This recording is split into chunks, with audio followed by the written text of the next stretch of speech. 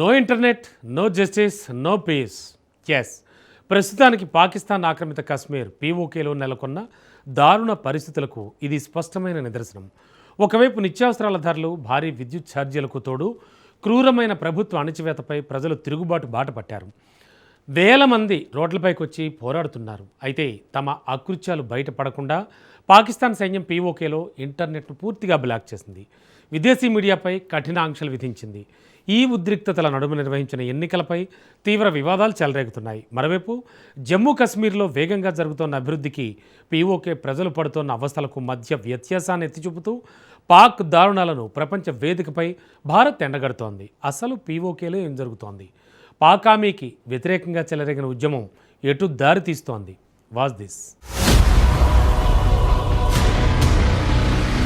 No internet, no justice, no peace. ఇప్పుడు ఇదే PoK story. Pakistan ఆక్రమిత కాశ్మీర్ స్టోరీ. ఒకవైపు ప్రజలపై పాకిస్తాన్ ఆర్మీ క్రూరంగా వ్యవహరిస్తోంది. కఠినమైన అణచివేతలతో ప్రజలు తీవ్ర అవస్థలు పడుతున్నారు. మరోవైపు పాకిస్తాన్ రాజకీయ నాయకులు మాత్రం అధికారం కోసం పరస్పరం విమర్శలు చేసుకుంటూ బిజీగా ఉన్నారు. పీఓకేలో ప్రస్తుతం దృశ్యాలు నెలకొన్నాయో చూపించే అవకాశం లేదు. ఎందుకంటే పాకిస్తాన్ ప్రభుత్వం పూర్తి స్థాయిలో ఇంటర్నెట్ ను నిలిపివేసింది. అందుకే పాత వీడియోలతో అక్కడి పరిస్థితిని వివరించాల్సి వస్తుంది. ఆ పాత వీడియోలే పీఓకేలో జరుగుతున్న దారుణాలు వెలుగులోకి అక్కడి పరిస్థితిని వివరించాల్సి వస్తుంది. ఆ పాత వీడియోలే పీఓకేలో జరుగుతున్న దారుణాలు వెలుగులోకి తెస్తున్నాయి. వీధుల్లో చెల్లా చెదురుగా పడి ఉన్న వాహనాల శకలాలు, ప్రజల మనస్సులో నిండిన భయం. ఇలాంటి దృశ్యాలు చూస్తే పీఓకేలో పాకిస్తాన్ ఆర్మీ ఎంత క్రూరంగా వ్యవహరిస్తుంది అనేది అద్దం పడుతుంది. ఈ ప్రాంతంలో జూన్ 5వ తేదీ నుంచి ఇంటర్నెట్ సేవలు నిలిచిపోయాయి. కొన్ని ప్రాంతాల్లో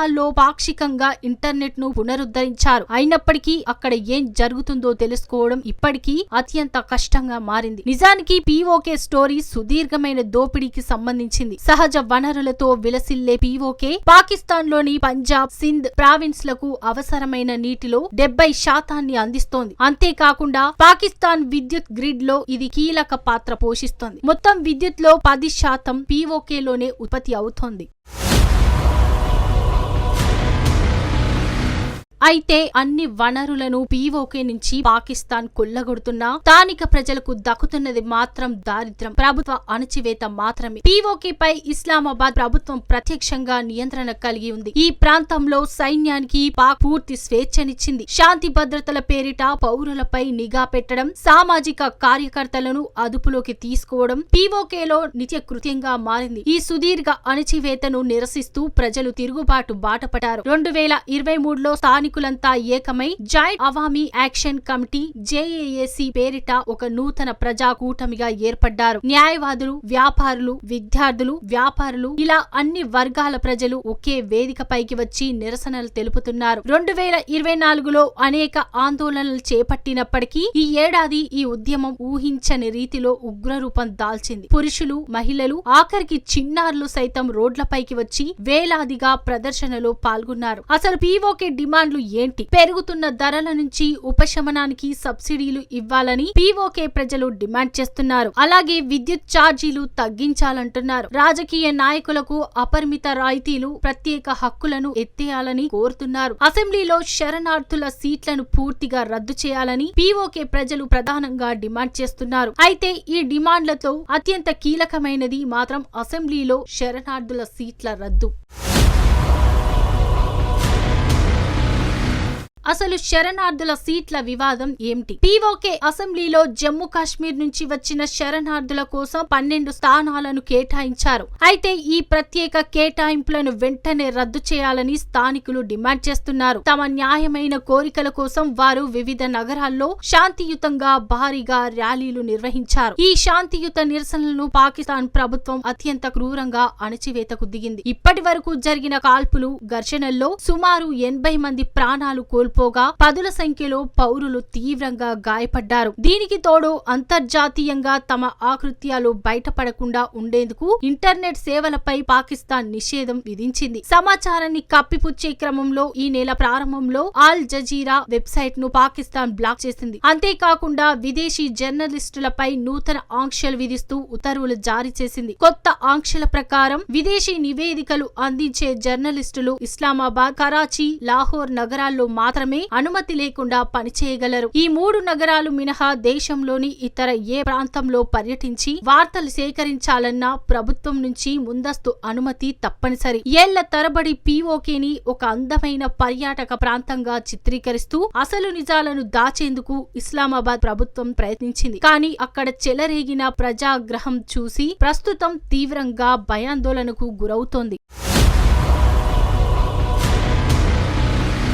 ఇంతటి అల్లకల్లోలం ఆందోళనల నడుమ పాకిస్తాన్ ప్రభుత్వం పీఓకేలో ఎన్నికలను నిర్వహించింది. ఆ ఎన్నికలు ఎలా జరిగాయో సులభంగానే ఊహించవచ్చు. అడుగడుగున ఆటంకాలు, హింసాత్మక సంఘటనలు, తీవ్ర ఆలస్యం. అయితే ఈ హడావుడి వల్ల పెద్దగా ఉపయోగం లేకుండా పోయింది. ఎందుకంటే పాకిస్తాన్ లో ఎన్నికల ఫలితాలు ఎప్పుడూ ముందే ఖరారై ఉంటాయి. అందుకే ఇక్కడ వెలువడిన ఫలితాలు ఎవరినీ ఆశ్చర్యపరచలేదు. ఇస్లామాబాద్ లోని అధికార పార్టీయే పీఓకేలోనూ విజయం సాధించింది. నవాజ్ షరీఫ్ నేతృత్వంలోని పాకిస్తాన్ ముస్లిం లీగ్ నవాజ్ PMLN మొత్తం 53 స్థానాలకు గాను 25 స్థానాలను కైవసం చేసుకుంది. అయితే ఇంకా 2 జిల్లాల్లో పోలింగ్ జరగాల్సి ఉంది. అది ఎలా ఉన్నా ఫలితాలతో సంబంధం లేకుండా PMLN ఇప్పటికే ప్రభుత్వం ఏర్పాటు చేసే దిశగా వేగంగా అడుగులు వేస్తోంది. ఈ పరిణామంపై ఇతర రాజకీయ పార్టీలు, చివరికి ఇస్లామాబాద్ లో PMLN మిత్రపక్షమైన పాకిస్తాన్ పీపుల్స్ పార్టీ PPP కూడా తీవ్ర అసంతృప్తి వ్యక్తం చేస్తోంది. ఎన్నికల్లో భారీగా అక్రమాలు, రిగ్గింగ్ జరిగాయని PMLN పై PPP తీవ్రంగా ఆరోపణలు చేసింది. ఈ ఫలితాలను సవాలు చేస్తూ ఆ పార్టీ సుప్రీంకోర్టును ఆశ్రయించే ఆలోచనలో ఉన్నట్టు సమాచారం. ఈ పరిణామాలు 2 కీలక ప్రశ్నలను లేవనెత్తుతున్నాయి. మొదటి ప్రశ్న, పీఓకే పరిణామాలు భారత్ పై ఎలాంటి ప్రభావం చూపనున్నాయి? రెండో ప్రశ్న, పీఓకే భవిష్యత్తు ఏం కానుంది? పీఓకేలో పాకిస్తాన్ సాగిస్తున్న అణచివేత, ఆర్మీ హింసాత్మక చర్యలను భారతదేశం తీవ్రంగా ఖండించింది. అక్కడ జరుగుతున్న మానవ హక్కుల ఉల్లంఘనలపై అంతర్జాతీయ సమాజం పాకిస్తాన్ ను నిలదీయాలని, జవాబుదారీగా చేయాలని డిమాండ్ చేసింది. ఈ ప్రహసన ఎన్నికలు పాకిస్తాన్ భద్రతా దళాల అరాచక పాలనలకు ఎదురైన అత్యంత అవమానకరమైన తిరస్కరణగా నిలిచాయి. సైన్యం జరిపిన అక్రమ కాల్పులు, హత్యలపై స్వతంత్ర విచారణ జరిపించాలని అంతర్జాతీయ సంస్థలను స్థానిక ప్రజలు అభ్యర్థిస్తున్నారు. పాకిస్తాన్ పాల్పడుతున్న దారుణాలను ప్రపంచ దేశాలు నిశితంగా పరిశీలించి కఠినమైన చర్యలు తీసుకోవాల్సిన అవసరం ఎంతైనా ఉంది. పీఓకే నిరసనలపై జమ్మూ కాశ్మీర్ ముఖ్యమంత్రి ఒమర్ అబ్దుల్లా ఇటీవల స్పందించాడు. 80 ఏళ్ల క్రితం భారత్ లో విలీనమవ్వాలని జమ్మూ కాశ్మీర్ ప్రజలు తీసుకున్న నిర్ణయం సరైనదని వ్యాఖ్యానించారు. అదే సమయంలో అబ్దుల్లా ఒక అసంతృప్తిని కూడా వ్యక్తం చేశారు. ఆర్టికల్ 370 అమలులో ఉంటే ఈ రోజు పీఓకే ప్రజలు జమ్మూ కాశ్మీర్ లో కలవాలని కోరుతూ నిరసనలు తెలిపేవారని అభిప్రాయపడ్డారు. ఆర్టికల్ 370 అనేది రాజ్యాంగ జమ్మూ కాశ్మీర్ కు ప్రత్యేక హోదా కల్పిస్తుంది. అయితే ఆర్టికల్ 370ని 2019లో భారత ప్రభుత్వం రద్దు చేసింది. నాటి నుంచి జమ్మూ కాశ్మీర్ కు ప్రత్యేక హోదా రద్దయింది. ఇప్పుడు కేంద్ర పాలిత ప్రాంతంగా కొనసాగుతోంది. పీఓకే పరిణామాలు అంతర్జాతీయ వేదికలపై భారత్ వాదనకు మరింత బలాన్ని చేకూరుస్తున్నాయి. దశాబ్దాలుగా కాశ్మీర్ అంశాన్ని పాకిస్తాన్ అంతర్జాతీయకరణ చేస్తూ వస్తోంది. పలువురు హక్కుల కార్యకర్తలు, ప్రపంచ నాయకులు, స్వచ్ఛంద సంస్థలు కూడా దీనిపై చర్చించాయి. కానీ ఆ సమయంలో దశాబ్దాలుగా పీఓకేలో జరుగుతున్న అణచివేత ఎవరి దృష్టికి రాకుండా పోయింది. అయితే ఇప్పుడు పాకిస్తాన్ అసలు స్వరూపం బయటపడింది. పీఓకేలో చెలరేగిన ప్రజాగ్రహం భారత్ వాదనకు విశ్వసనీయత పెంచింది. పీఓకే భారతదేశంలో అంతర్భాగం, దానిని తిరిగి భారత్ కు అప్పగించాలన్న ఢిల్లీ సుదీర్ఘ వాదనకు మరింత బలం చేకూరింది. ఈ రోజు జమ్మూ కాశ్మీర్ కు, పాకిస్తాన్ ఆక్రమిత కాశ్మీర్ కు మధ్య వ్యత్యాసాన్ని స్పష్టంగా చూడవచ్చు. జమ్మూ కాశ్మీర్ లో కొన్ని సమస్యలు ఉన్నప్పటికీ అక్కడ అభివృద్ధి వేగంగా జరుగుతోంది. అంతర్జాతీయ మారథాన్లు, కార్ రేసింగ్లు, విదేశీ పెట్టుబడులు అక్కడ సందడి చేస్తున్నాయి. కానీ మరోవైపు పీఓకే ప్రజలు మాత్రం కనీసం ముద్ద అన్నం కోసం, ప్రాథమిక అవసరాల కోసం వీధుల్లో పోరాటాలు చేయాల్సిన దుస్థితి నెలకొంది. ఈ విషయాలను అంతర్జాతీయ సమాజం గమనిస్తుందని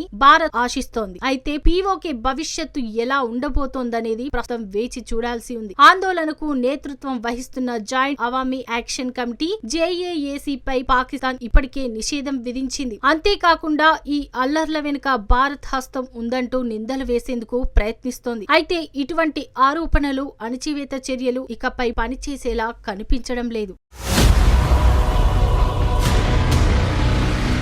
ఎందుకంటే పీఓకే ప్రజల ప్రాథమిక సమస్యల నుంచి, వారి కడుపు మంట నుంచి ఉద్భవించిన నిజమైన స్వచ్ఛంద ప్రజా ఉద్యమం. ప్రభుత్వం సాగించే ప్రతి అణచివేత చర్య కూడా ఈ ఉద్యమాన్ని మరింత తీవ్రతరం చేసే అవకాశమే ఉంది.